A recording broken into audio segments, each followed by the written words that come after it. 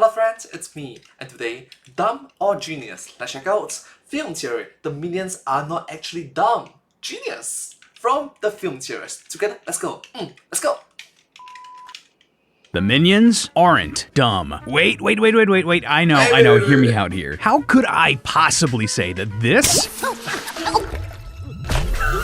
isn't stupid as heck? Well, underneath these bumbling buffoons are true masterminds, geniuses of science and language and planning that have been guiding world politics since the dawn of time. Yeah, really, and no, I promise I haven't gone insane yet. Hello Internet, welcome to Film Theory, the show that looks just great in a pair of overalls. Today Hello Internet, welcome to Film Theory.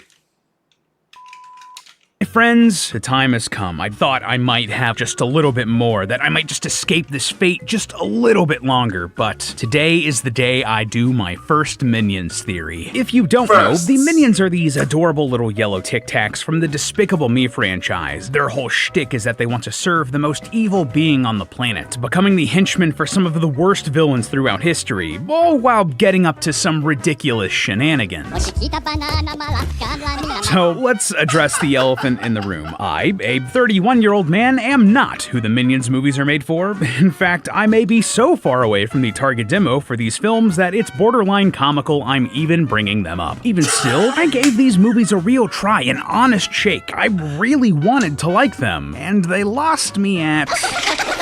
Yeah, and yet I can't help but respect these movies. Like, listen, you don't get to be the 13th highest grossing film franchise without doing something right, and I wanted to understand what that was. I wanted to understand why they're so popular. And you know what? I think I get it. These movies really lean into what they're good at. Like, did you know at the beginning of Despicable Me 4, the Minions dress up in suits? There's no doubt in my mind that this whole sequence was a nod to the Gentle Minions meme, and that's the movie meeting their audience where they're at. Also, was me, a grown man, seeing that and furiously taking notes in my theater while watching this movie alone weird? Maybe, maybe not. It was. The long and short of it, these movies themselves are smarter than you think. They've basically been scientifically engineered to be as appealing to children as possible, like throwing bright colors, flashing lights, memes, and raspberry fart noises into a blender and siphoning off the resulting radioactive slime. But even with all of that, you might not expect the Minions themselves to actually be very smart. See what I mean?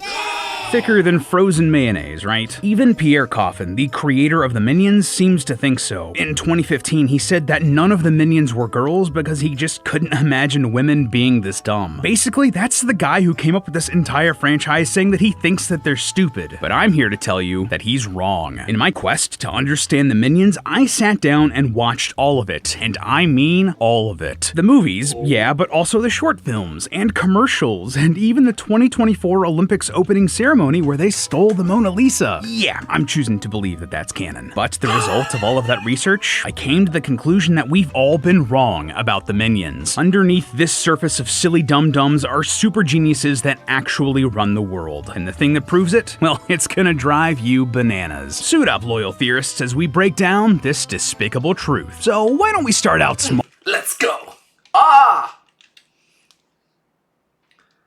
Yeah. Let's go!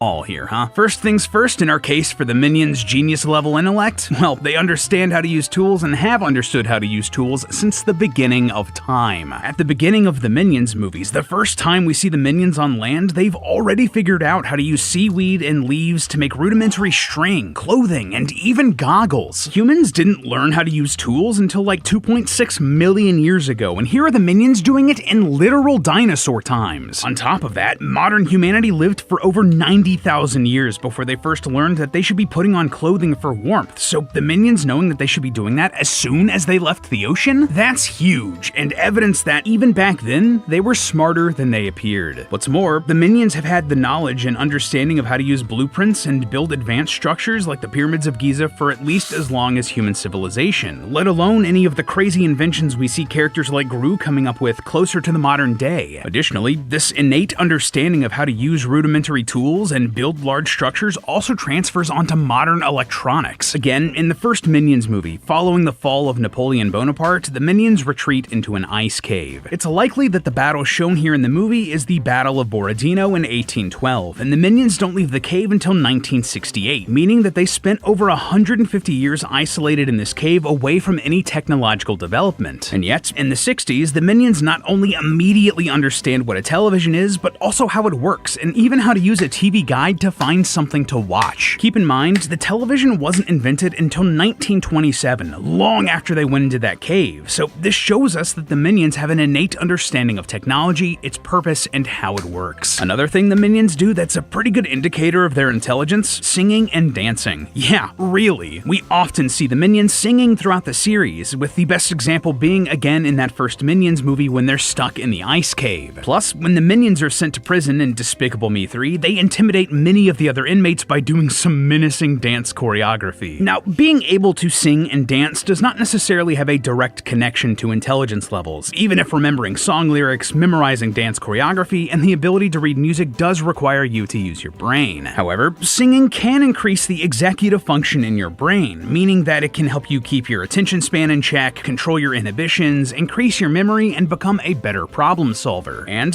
as for dancing, well, dancing stimulates your brain and helps create or reinforce neural pathways. This means that it can literally help us think better and faster, analyzing complex situations and making quicker decisions. And just to put the cherry on top here, both singing in a choir and memorizing choreography like this are abilities not typically seen in humans until at least between the ages of 7 and 10. That means that just right off the bat here, the Minions are as smart or smarter than elementary schoolers. Now, that might not sound like a lot, but believe me, things only go up from here. For instance, the Minions are surprisingly talented at athletics. In the past, they've trained to play basketball with pros like Steph Curry and Klay Thompson, and remember how I said the Minions appeared during the opening ceremony of the 2024 Olympics? Well, they weren't just stealing priceless artifacts, they were also trained to actually compete too. Leading up to the Olympics this year, several ads saw the Minions training with Olympians like Simone Biles, Caleb Dressel, Noah Lyles, Ryan Krauser, and Anna Hall. Now, you might look at these and think, man, they're not very good, and that's fair, but this was just them training. By the time of the actual Olympics opening ceremony, we see multiple Minions absolutely rocking at sports like gymnastics, weightlifting, archery, javelin, pole vaulting, boxing, all sorts of these sports. That means that they were intelligent enough not only to know how to learn these sports, but how to train effectively for them. And that They are fast learners. Wow.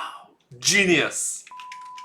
means a lot, though you may not realize that Olympians are often considered more intelligent than they're given credit for, mostly because they have to set goals and make plans to achieve them. Exactly like we see here with the Minions. Oh, and speaking of plans, boy, do the Minions have the ability to plan effectively. As I mentioned earlier, in Despicable Me 3, the Minions are sent to a state prison. However, when they decide to break out, the group comes up with a complicated plan that involves stealing a bunch of fans, toilets, bathtubs, and other hardware from around the prison, fashioning a makeshift helicopter and blimp out of washing machines, car batteries, and a sail made from prison uniforms, and then literally flying out of the prison. First of all, Literally rocket science. Airplane science, aeronautical science. this means that the Minions had the ability to come up with and execute an insane plan for this prison break. Most prison escapes are actually crimes of opportunity where inmates literally just walk away from minimum security facilities. To pull off something like we see here with the Minions at a more highly secured state prison is very difficult. And Yes, very difficult. Creating an entire airplane. Aerospace science. On top of all of that, this plan shows that the Minions have a deep understanding of not only mechanical engineering, but also aerodynamics and physics, all of which they'd need to build this vehicle for their escape. But even still, maybe you're gonna say that that was just a state prison. For as secure as it might be, it's not like the Minions broke into one of the most protected art galleries on Earth and stole one of the greatest works of art of all time, right? Well, remember earlier when I talked about the Minions at the Olympics? In the Olympics opening ceremony, we see the torchbearer, who is totally not an assassin person from Assassin's Creed, by the way, break into the Louvre Museum of Art in Paris. Here, he finds that the Mona Lisa has been stolen with a hole broken through the floor leading to an underground pipe. Of course, it turns out that the minions are behind the theft, taking the painting into a submarine in the Seine River. Shenanigans ensue, and the submarine is destroyed, leaving the Mona Lisa to be drowned in the river, destroying this piece of priceless art. First, and most importantly, this proves that the Minions and Glass Onion do not share a cinematic universe. I'm sure Rian Johnson is just completely heartbroken at that prospect. But only slightly less importantly, this shows just how insanely coordinated and well-researched the Minions can be when they put their minds to it. Obviously, we don't have the exact details on every piece of security protecting the Mona Lisa to prevent it from being stolen and damaged, but what we do know is that the Louvre is considered one of the most secure buildings on the planet, with round-the-clock surveillance, rigorous access control at its entrances and exits, and emergency protocols in place, all of which Not to mention during the Olympics period. the Minions were able to bypass without setting off any alarms or alerting the authorities. Additionally, the Mona Lisa has bulletproof glass protecting it, which the Minions were able to shatter without any problem. All of this while the Olympics are being held, and there's an additional 55,000 soldiers and police officers in Paris for security. The amount of work, coordination, and intelligence from the Minions it took to pull this off cannot be understated. So that's everything that I could find. It's better than Kaido Kid. Detective Conan.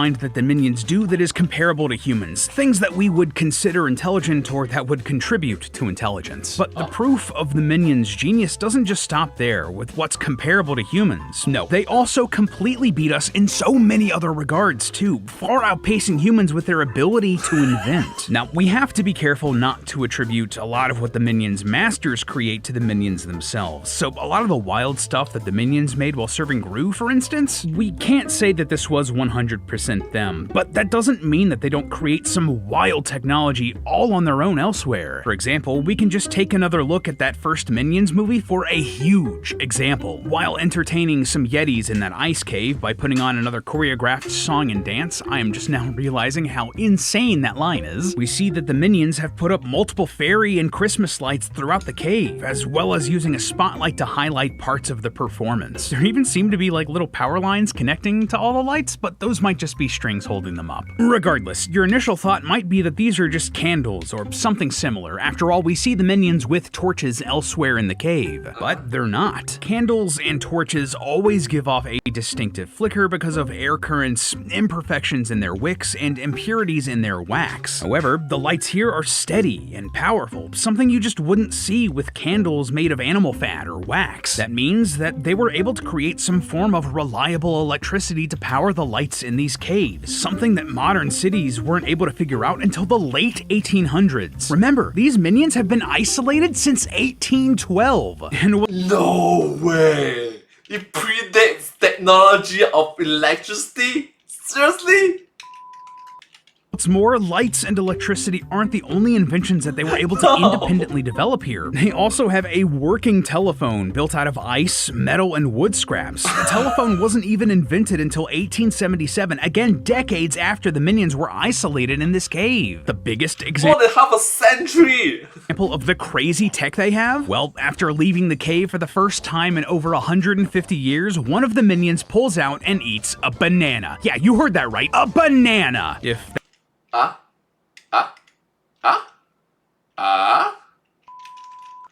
that means nothing to you, I get it. But just think about this. We've already established that this cave is likely in Borodino, which is in the northern part of Russia. Bananas simply do not grow in this part of the world. Their trees cannot survive prolonged temperatures below freezing. These are fruits that are normally grown in humid tropical areas. Think like Southeast Asia, South and Central America, or Africa. And while there have been experiments to grow bananas in Russia as recently as 2024, those have been limited to the Krasnodarsky Krai region, which is much further south geographically and closer in climate to the humid tropical landscapes where bananas are typically grown. This snowy, frigid climate we see here in Minions, it should just be impossible to grow bananas here. So for the Minions to have bananas, they need to have developed some sort of advanced greenhouse technology. If you don't know, greenhouses are structures where you can kind of create your own artificial environment. So if you're in a colder climate, you can make a warmer one in a greenhouse to grow plants that might not normally grow in that area. Relatively But inside an ice cave!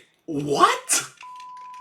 Speaking, this is some pretty advanced tech. While very basic greenhouses were built as far back as the 1st century AD in Rome, modern agriculture struggles to grow bananas in greenhouses as far south as Rhode Island. While greenhouses in northern climates like the Arctic Circle, closer to what we see here in the Minions, can only manage to grow plants like kale. So, the Minions growing bananas in a cave in snowy Russia? Their mastery of technology on display here is incredible. But perhaps most frighteningly of all, the Minions were likely the source of all human language. Again, in that montage at the beginning of the Minions movie, which we're getting a lot of mileage out of now that I'm thinking about it, we see that the Minions are able to speak the moment they got out on land. Specifically, we hear words like boss, banana, yum, pinata, and see, all in prehistoric times.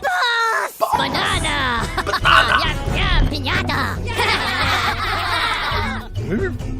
And keep in mind, many of these words were spoken by the Minions during the era of the dinosaurs. We see a T-Rex in this intro, meaning that the Minions were talking during the Cretaceous period, over 66 million years ago. The earliest human languages only developed roughly 200,000 to 300,000 years ago, and specific words like banana, it shares the same root as the Arabic word banan, which means fingertip. And if we take this to the logical extreme, that means that the Minions and their gobbledygook language are the source of English, French, Spanish, Arabic, and all of their related languages. Also, Wow, okay, so they are our ancestors, teachers, I guess? What? funnily enough, but bananas shouldn't even exist at this point alongside the dinosaurs, just FYI. Scientists believe bananas only showed up like 10,000 years ago, so quite a far cry from T-Rex times, but I digress. Okay, so clearly the Minions are not as dumb as we think they are. They're simply too good with athletics, technology, and language to be the dummy heads that the Despicable Me movies make them out to be. But why? Why do So that's one of the reasons why I say it's dumb or genius.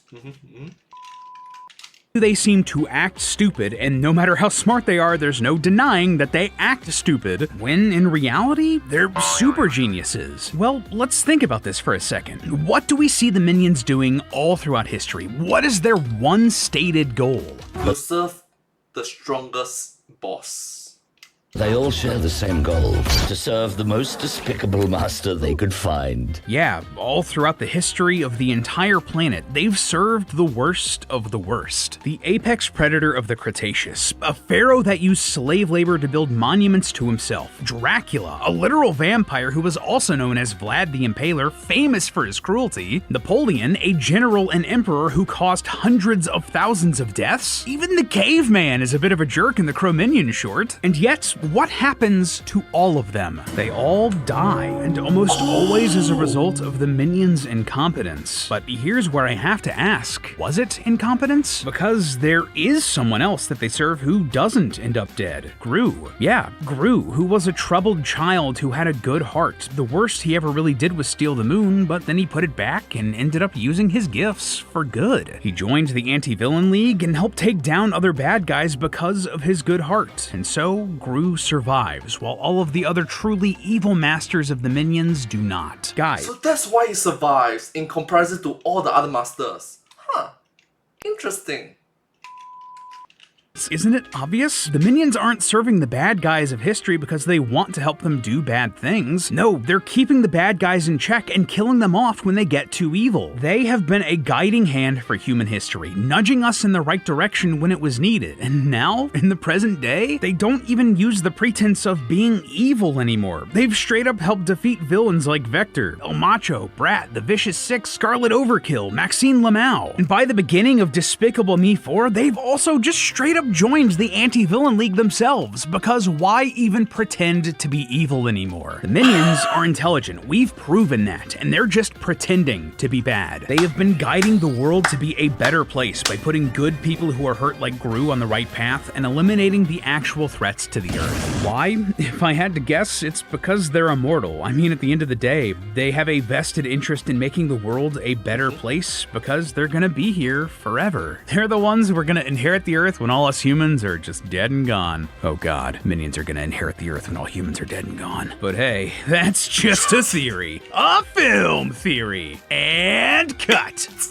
And if you want another Minions theory right now, check out our video about why the Minions in Minions aren't Minions. Minions and minions aren't minions. Alright, guys, thank you so much for watching this video. Hope you enjoyed this video. But hey, that's just a theory. A film theory. And cut. Oh my gosh, the camera is a big blur. Yeah. But hey, that's just a theory. A film theory. And cut. And I hope to see you all in my next video. Subscribe. Thank you so much. But seriously, thank you. Bye bye. Subscribe. Thank you, thank you, thank you.